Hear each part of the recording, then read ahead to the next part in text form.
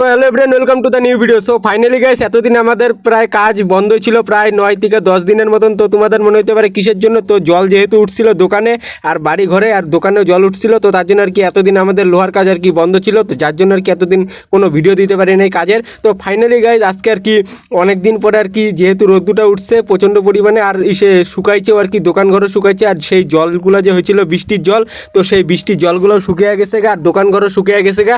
তো ফাইনালি আর কি আজকে সেই কাজে আর কি বসছি, আর আজকে বানানি হইতেছে সেই ফ্যানের ক্লাম। তো কিসের ফ্যানের ক্লাম?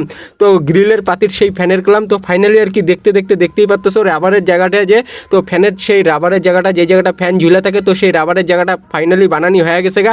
তো তারপর আর কি কাঠের ফ্যান ক্লাম যেহেতু বানাইতে লাগবে, বড় কাঠের ফ্যানের ক্লাম, তো সেই ফুটা করার পর তারপরে আর কি সেই কাঠের মাপের যে ফ্যানের ক্লামগুলো বানানি হয়, তো ফাইনালি সেই বেকানির পর তারপরে আর কি সেই কাঠের ফ্যানের ক্লাম বানানি হয়ে গেছে গা কমপ্লিটলি।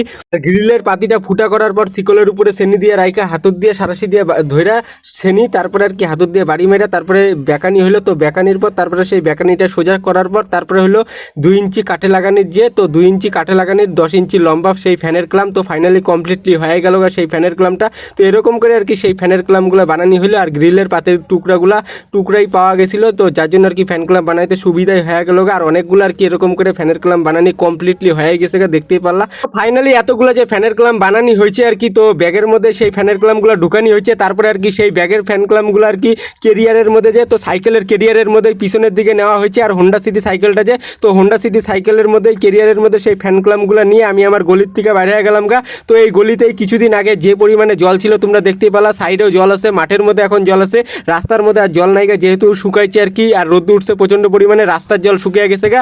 আর আজকে ঠাটা পড়া আর কি প্রচণ্ড পরিমাণে আর কি গরম দিছে, যে পরিমাণে গরম দিছে আর কি এই মাঠঘাট কিছুদিনের মধ্যে আবার ফাঁকা হয়ে যাবে গা, আর কি এই জল শুকিয়ে যাবে গা, মাঠের জলও চিন্তা নাই গা। তো ঢালাইয়ের রাস্তা দিয়ে আমি এসে পড়লাম সেই রাস্তাটায়, যে সে পাথরের যে রাস্তাটা, তো সেই পাথরের রাস্তায় এসে পড়লাম। তো এই রাস্তায় কিছু দূর আগাইলে আর কি প্রচণ্ড পরিমাণে গরম, হায়রে কি পরিমাণে গরম দিছে। তো যাই হোক, এই জায়গায় একটা নেতাজি দাপত্য চিকিৎসালয়, যে তো নতুন একটা হসপিটালের মতন খুলছে আর কি, এটা আগে অন্যদিকে ছিল, তো এই জায়গায় নতুন বানানি হয়েছে। তোমরা দেখতেই পারলা বিনপট্টি বটতলার এই জায়গায়, যেটা আমাদের বালাপাড়ার এই জায়গায়। তো যাই হোক, এই যে বটতলা, যে তো বটতলার এই জায়গায় আসার পর ডান সাইডে আমি ঘুরে গেলাম হোন্ডা সিটি সাইকেল নিয়ে। তো ডান সাইডে ঘোরার পর এটা হলো ক্যান্সার সেন্টার যে রোড, যেটা আর কি সে রূপনগরের দিকে যায়। তো সেই রাস্তায়, এই রাস্তায় যাইতে আর কি বিডি জৈন মডার্ন যে স্কুলটা আর কি, তো সেই স্কুলটাও পড়ে, আর তার সাথে আই হসপিটালটাও পড়ে, তো দুইটাই একসাথে আছে এই জায়গায়।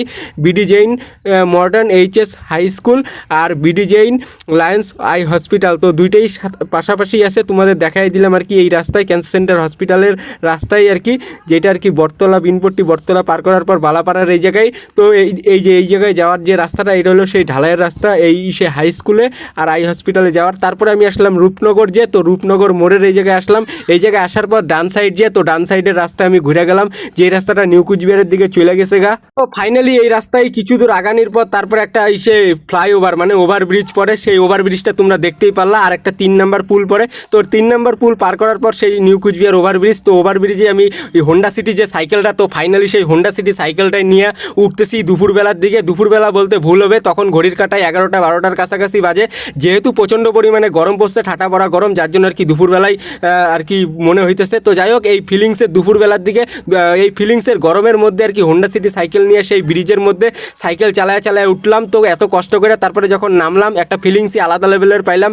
তার পাশাপাশি আমার একটা গাড়িও গেল সেই রাস্তা দিয়ে আর কি, একটা ল্যাংটা গাড়ি গেল, মানে একটা নতুন গাড়ি গেল, গাড়িটার বডি লাগাইতে যাইতেছে হয়তো। তো যাই হোক, ব্রিজের থেকে যখন নামলাম ফিলিংসই একটা আলাদা লেভেলের পাইলাম, যেহেতু পেট্রোল মারতে লাগতেছে না আর ব্রিজের থেকে নামার পরে আর কি। আর ব্রিজে ওঠার সময় প্রচণ্ড পরিমাণে আর কি পেট্রোল মারতে লাগছে, যার জন্য প্রচণ্ড পরিমাণে খাটনি হয়েছে। তারপরে আসলাম চকচকার এই জায়গায়। চকচকার এই জায়গায় আসার পর বাস সাইডে চকচকার যাওয়ার রাস্তা আর কি ইন্ডাস্ট্রিয়াল এরিয়ায়। তো এই জায়গায় যাওয়ার পর এই জায়গায় সে রেলগেট পড়ছিল, যেহেতু রেলগেট পড়ছিল আমি এই জায়গায় দাঁড়াইছিলাম হোটেল রয়্যাল সিটির সামনে, যে একটা বড়ই গাছ আছে, এটাই হলো সেই বড়ই গাছ। তো প্রচণ্ড পরিমাণে যেহেতু গরম পড়ছিল আর কি, আর এত দূর থেকে সাইকেল মেরে আসলাম, তো তার জন্য আর কি এই বড়ই গাছের নিচে আর কি ফিলিংসের মধ্যে দিয়ে সে হোন্ডা সিটি সাইকেলটা দাঁড় করে পুরো ফিলিংসের মধ্যে দিয়ে দাঁড়াইছিলাম এই শ্যামার মধ্যে। তো কিছুক্ষণ পরে আর কি এই জায়গাটা ফাঁকা হয়ে জায়গা, আর ট্রেনও চলে জায়গা, তো রেলগেটটা উঠে যায়। তারপরে আর কি রেলগেটটা ক্রস করার পর তারপরে ফাইনালি আমি সে চকচকা যে ইন্ডাস্ট্রিয়াল যে এরিয়া, তো ফাইনালি আমি চকচকা ইন্ডাস্ট্রিয়াল এরিয়ায় পৌঁছে গেলাম। আর এটা হলো সেই ইন্ডাস্ট্রিয়াল এরিয়ার রাস্তা। আর এই যে ডান সাইডে যে রাস্তাটা চলে গেল গা, তো এই রাস্তাটা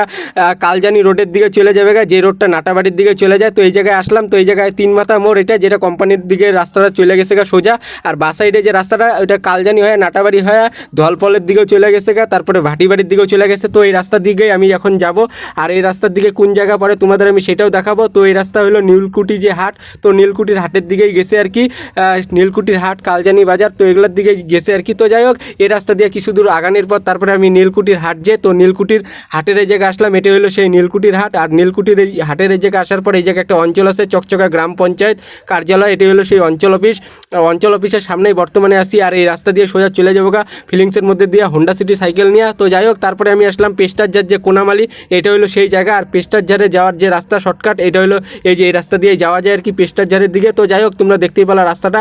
তো পেস্টারজার কোনামালি এই জায়গায় আসার পর এই জায়গায় একটা ব্রিজ পরে, এই জায়গায় একটা শ্মশানও আছে, তো এটা হলো সেই শ্মশান। তো শ্মশানটাও তোমরা দেখবারই পাইলা। তো তারপরে কিছু দূর আগানির পর একটা ইলেকট্রিকের দোকান পড়ে, তো এই ইলেকট্রিকের দোকানে কিছু ফ্যানের ক্লামের অর্ডার ছিল, যার জন্য আর কি এই গরমের মধ্যে এই রোদের মধ্যে আসতে হলো।